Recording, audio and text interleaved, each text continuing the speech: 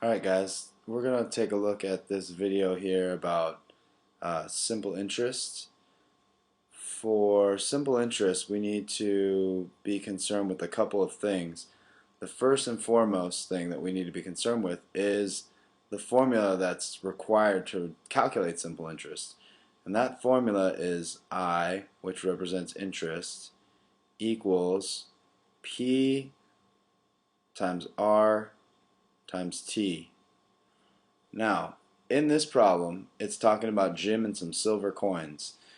Jim invested $1,000 in silver coins that pay 5% interest. How much is his total investment worth after 9 years? So the first number that I come across is this $1,000. $1,000 represents P, the principal. How much did he initially invest?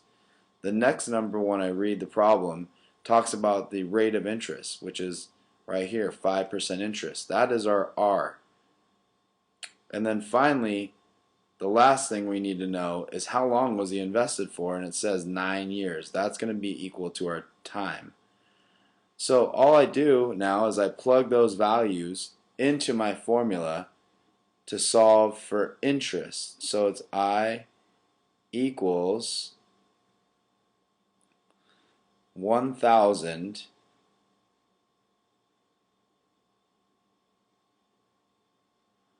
times, now remember, this is the tricky part. We need to make sure we're writing 5% as a decimal.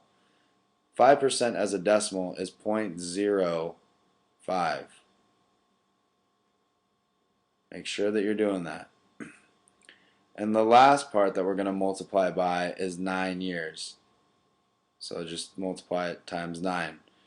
Now the trick to multiplying with decimals is to get rid of them at the start. To do that, I'm going to move it out twice. I'm moving that decimal 2 times, but I'm going to need to remember to move it back in at the end. So really what I have here is 1,000 times 5 times 9 is 45, and that's going to be equal to I.